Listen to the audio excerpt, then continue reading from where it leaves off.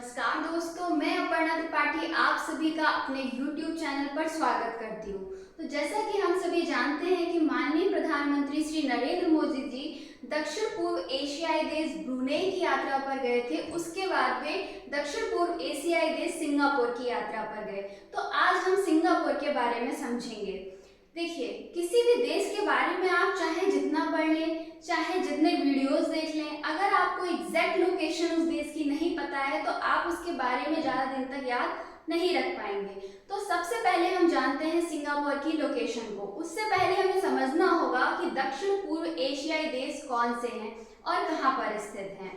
तो दक्षिण पूर्व एशिया का मतलब हो गया एशिया महाद्वीप के दक्षिण पूर्व में स्थित। एशिया महाद्वीप के दक्षिण में हमारा प्यारा देश भारत स्थित है और दक्षिण पूर्व में ये है दक्षिण पूर्व एशियाई देश, यानी भारत के एग्जैक्ट पूर्व में, चाइना के दक्षिण में, ऑस्ट्रेलिया के उत्तर में स्थित जो देश हैं उन्हें साउथ ईस्ट एशियन कंट्रीज यानी दक्षिण पूर्वी एशियाई देश बोलते हैं। South east Asian nations. इन साउथ ईस्ट एशियन नेशंस ने आपस में मिलकर अपना एक एसोसिएशन बना लिया। उसे बोलने लगे association of south east Asian nation. क्या भारत आसियान का मेंबर है? नहीं, क्योंकि भारत एक दक्षिण पूर्वी एशियाई देश, साउथ ईस्ट एशियन नेशन नहीं है, बल्कि भारत एक दक्षिण एशियाई देश है। भारत सार्क का हिस्सा है, south Asian association for regional cooperation, जबकि ASEAN association of south east Asian nation. इस आसियान एसोसिएशन में 11 देश आते हैं। वो कौन कौन से 11 देश हैं, यानी 11 दक्षिण पूर्वी एशियाई देश के क्या क्या नाम हैं? सबसे पहले भारत के पूर्व से स्टार्ट करते हैं म्यांमार से। सबसे पहला देश जो है वो म्यांमार है, then Thailand, Laos, Cambodia, Vietnam, Malaysia, Singapore जिसके बारे में हम आज पढ़ने वाले हैं, उसके बाद इंडोनेशिया, ये पूरा इंडोनेशिया है। इंडोनेशिया एक ग्रुप ऑफ आइलैंड्स है।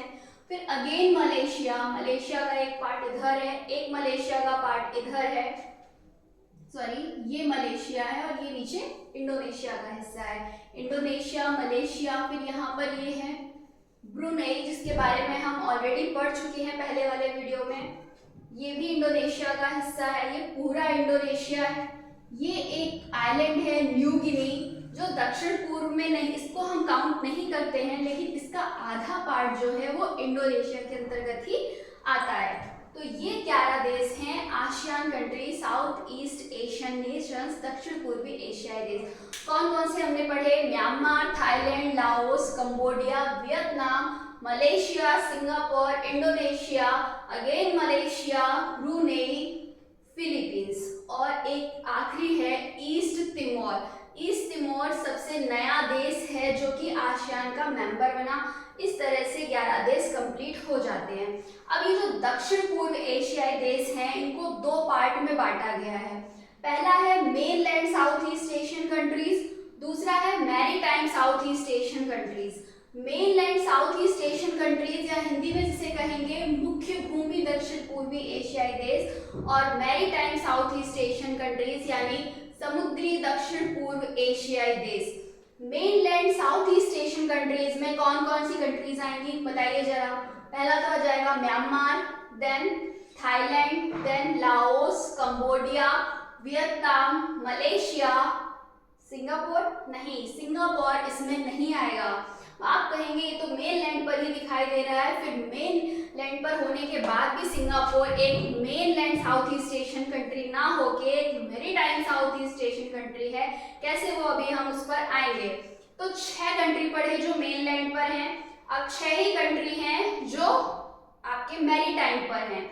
वो कौन कौन से हैं? इंडोनेशिया है, मलेशिया है, ब्रुनेई है, ईस्ट तिमोर है, फिलीपींस है। अब आप कहेंगे कि 6 और 6 तो 12 हो गए, जबकि आसियान नेशन तो केवल 11 ही है। तो हमने देखा कि मलेशिया जो है वो दोनों में आता है, मेनलैंड में भी आता है और मैरीटाइम में भी आता है, इसलिए 6 मेनलैंड पर और 6 मैरीटाइम पर। ठीक है, ये चीज हमने देख लिया। हमने कहा कि जो सिंगापुर है वो मेन लैंड पे नहीं है, मैरीटाइम के अंतर्गत आता है। वो कैसे? जबकि हम तो मैप में देखते हैं कि ये मलेशिया के नीचे लटका हुआ एक छोटा सा पॉइंट के बराबर देश है।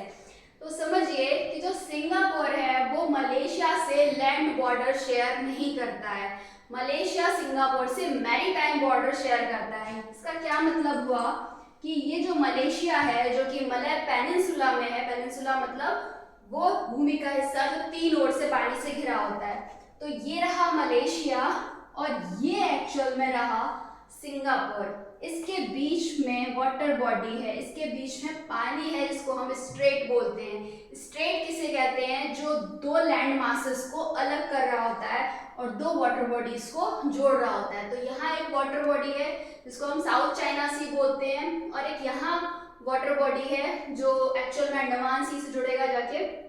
तो इन 2 वाटर बॉडीज को ये स्ट्रेट जोड़ रहा है और 2 बड़े लैंड मास यानी कि मलेशिया और सिंगापुर को ये अलग कर रहा है। ठीक है, इसको बोलते हैं strait of Johor, strait of Johor. तो इन दोनों के बीच में स्ट्रेट है, याद रखिएगा। उसके बाद जो एक बहुत इंपॉर्टेंट स्टेट, तो ये तो समझ में पहले आ गया ना कि ये क्यों मैरीटाइम है, ये एक आइलैंड है, हमें दिख रहा है ना।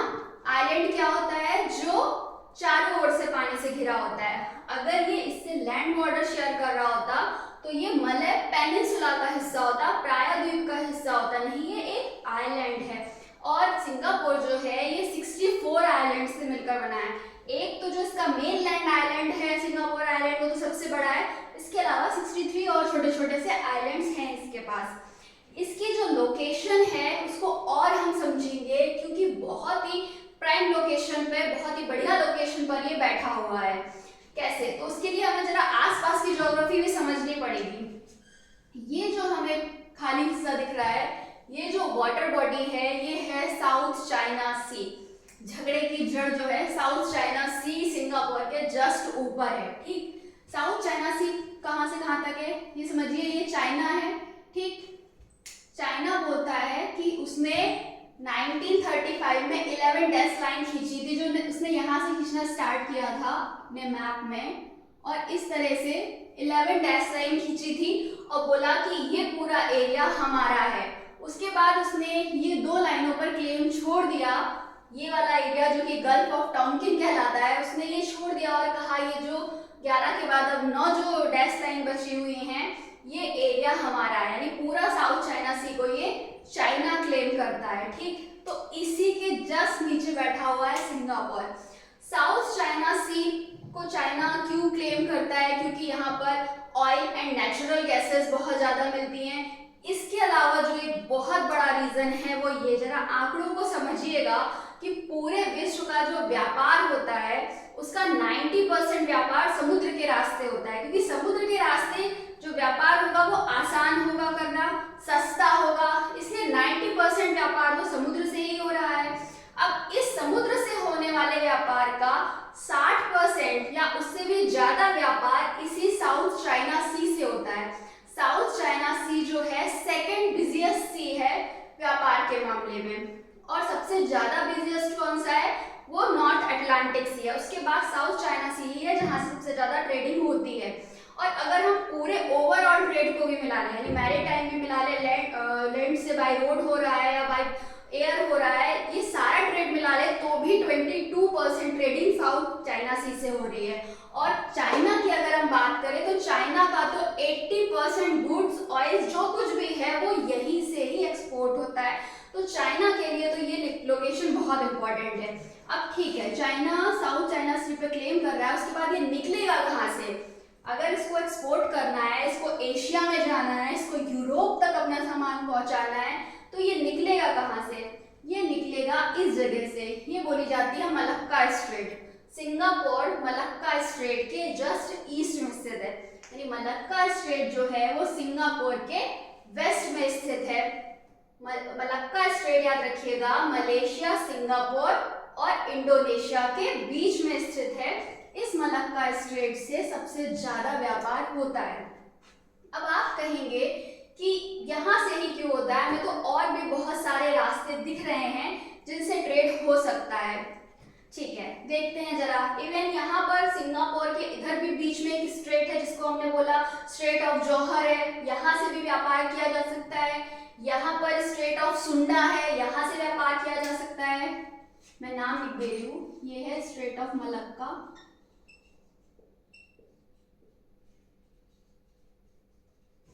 ये है सुंडा स्ट्रेट, यहाँ पर है बाली स्ट्रेट, यहाँ पर है लोम्बोक स्ट्रेट, और यहाँ तो हमें पता ही है स्ट्रेट ऑफ जोहर। ये सारी स्ट्रेट्स हैं जिनके थ्रू व्यापार किया जा सकता है। तो सबसे ज्यादा बिजी मलक्का ही क्यों है? हम ट्रैफिक को इधर क्यों नहीं डाइवर्ट कर सकते हैं? तो चलिए एक एक करके समझ लेते हैं कि क्यों नहीं कर सकते हैं। देखो, पहले तो स्ट्रेट ऑफ मलक्का और स्ट्रेट ऑफ सुंडा दोनों से ही ट्रेड होता था। पहले का मतलब 1869 से पहले तक स्ट्रेट ऑफ सुंडा भी बहुत यूज होती थी। 1869 में क्या होता है, अफ्रीका में स्वेज कैनाल बन जाती है, तो ये जो ट्रेड यहाँ से जाके अफ्रीका से घूम के पूरा जा रहा था, वो स्वेज कैनाल के बनने से अब ये रास्ता बहुत लंबा होने लगा। यही रास्ता सबसे शॉर्टेस्ट था कि स्ट्रेट ऑफ मलक्का से निकलो और स्वेज नहर को क्रॉस करते हुए यूरोप में पहुंच जाओ। ठीक है, तो इसलिए सुंडा से व्यापार होना कम हो गया। और दूसरी बात ये भी है कि जो सुंडा स्ट्रेट है वो मलक्का की तरह वाइड नहीं है, गहरी नहीं है, नैरो है। ठीक है, बाली स्ट्रेट और भी ज्यादा नैरो है, यहाँ से भी ट्रेड पॉसिबल नहीं है, शिप्स निकलना, बड़े बड़े कार्गो शिप्स, ऑयल टैंकर्स का निकलना पॉसिबल नहीं है।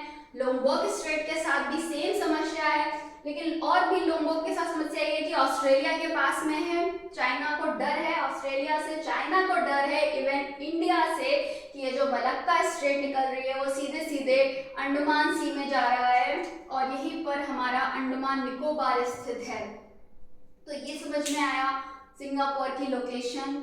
यहाँ से शिप लाइन गुजरती है, सारे शिप्स यही सिंगापुर में आके रुकते हैं, यहीं पर अपने जो शिप्स आते हैं उनमें रिफ्यूलिंग होती है, यहीं पर मरम्मत होती है उनकी। तो इस वजह से सिंगापुर बहुत ज़्यादा अमीर देश है। और भी बात करेंगे सिंगापुर पे हम कि जो ये लोकेशन तो सिंगापुर की हमेशा से यहीं पर थी, ऐसा तो है नहीं कि सिंगापुर अभी इस प्राइम लोकेशन पर आया हो, हमेशा से यहीं पर था। लेकिन एक टाइम ऐसा था कि सिंगापुर में बहुत ज़्यादा भूखमरी थी, बहुत ज़्यादा बेरोजगारी थी, बहुत ज़्यादा भ्रष्टाचार था और बहुत ज़्यादा नशे की लत लगी हुई थी यहाँ के लोगों पर। चलिए, तो ज्योग्राफी आई थिंक आपको समझ में आई होगी इतनी सिंगापुर की। स्ट्रेट ऑफ जोहर समझ में आया। स्ट्रेट ऑफ जोहर तो बहुत ही नैरो है, यहाँ से ये अपने लोकल ट्रेडिंग कर लेते हैं, लोकल ट्रांसपोर्ट यहाँ से निकल जाते हैं। लेकिन यहाँ से आप अगर ये समझें कि इंटरनेशनल ट्रेडिंग हो सकती है, ऑयल टैंकर्स निकल सकते हैं, तो वो पॉसिबल नहीं है। इसलिए स्ट्रेट ऑफ मलक्का बहुत ज़्यादा इम्पॉर्टेंट है। चलिए, सिंगापुर की लोकेशन हमें पता चल गई, हम इसकी थोड़ी सी हिस्ट्री जान लेते हैं। हिस्ट्री जैसा कि मैंने बताया कि भूखमरी, बेरोजगारी, नशे की लत, भ्रष्टाचारी, क्राइम से पीड़ित था सिंगापुर। फिर ऐसा क्या होता है कि सिंगापुर की हालत एकदम चेंज हो जाती है। तो जैसे जब हम ब्रिटिश कॉलोनी थे उस समय, जैसा कि हम जानते हैं कि यूरोपियंस ने हम पर आकर कब्जा किया, ब्रिटिशर्स ने यहाँ पर, पोर्चुगीज इधर पर आए। तो पोर्चुगीज यहाँ ये वाले रीजन में, जो मलक्का स्ट्रेट के आसपास का रीजन है, वहाँ पर आके अपने पोर्ट्स वगैरह बनाने लगे थे, यहाँ पर शिप रुकने लगे थे, आके उनकी मरम्मत वगैरह होने लगी थी, वहाँ रिफ्यूलिंग वगैरह होने लगी। फिर पोर्चुगीज को डच ने हरा दिया, डचों का यहाँ पर कब्जा हो गया था। तो जब ब्रिटिशर्स आए तो उन्होंने क्या किया, जौहर के जो सुल्तान थे उनसे सिंगापुर को खरीद लिया और यहाँ पर अपना पोर्ट डेवलप करना उन्होंने स्टार्ट कर दिया। अब वो पोर्ट तो डेवलप कर रहे थे, लेकिन उन्हें इस बात से बिल्कुल मतलब नहीं था कि वहाँ के लोगों पे क्या गुजर रही है, मतलब वहाँ के लोगों, उनको रोजगार मिल भी रहा है, उनको खाने को मिल भी रहा है कि नहीं, उनको सिर्फ अपने पोर्ट से मतलब था। तो वो तो केवल पोर्ट डेवलप कर रहे थे 1819 के अराउंड, और इसी तरीके से ब्रिटिश एम्पायर यहाँ चलता रहा। ब्रिटिशर्स ने ही इन लोगों को नशे की लत भी लगवा दी थी। जैसा कि हम जानते हैं कि यहाँ पर पश्चिम बंगाल में अफीम का उत्पादन करते थे अंग्रेज, और उस अफीम को चाइना में भेजते थे, और चाइना के लोगों को अफीम की लत लग गई थी। यही चाइनीज सबसे ज्यादा सिंगापुर में, आज भी चाइनीज सबसे ज्यादा सिंगापुर में रहते हैं। चाइनीज एथनिसिटी के लोग, मलय एथनिसिटी के लोग यहाँ पर रहते हैं। ठीक है, तो 1942 यानी 1890 की बात करी थी और 1942 तक ऐसे ही चलता आया। 1942 में जब वर्ल्ड वॉर 2 चल रहा था उस समय जापान ने सिंगापुर को जीत लिया था।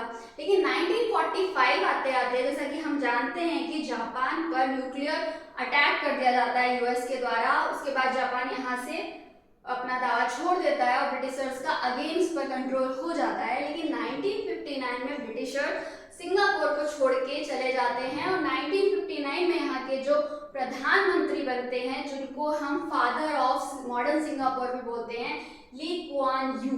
तो ली कुआन यू 1959 में कब 1959 में प्रधानमंत्री बनते हैं और 1990 तक रहते हैं यहाँ के प्रधानमंत्री। और ली कुआन यी जो कि हीरो है सिंगापुर के, वो सिंगापुर को एक लॉयन स्टेट से, एक लॉयन कंट्री से एशियन टाइगर बना देते हैं। क्या मतलब हुआ जो मैंने बोला कि एक लॉयन कंट्री से एशियन टाइगर बना देते हैं, जरा समझिएगा। लॉयन कंट्री इसको क्यों कहा जाता है?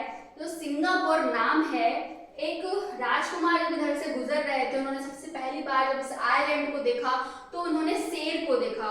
वो नहीं पहचानते थे कि ये क्या है। जब उनके आसपास के लोगों ने उन्हें बताया कि ये जो जानवर है ये शेर है, तो उन्होंने इस आइलैंड का नाम सिंगपुर रख दिया।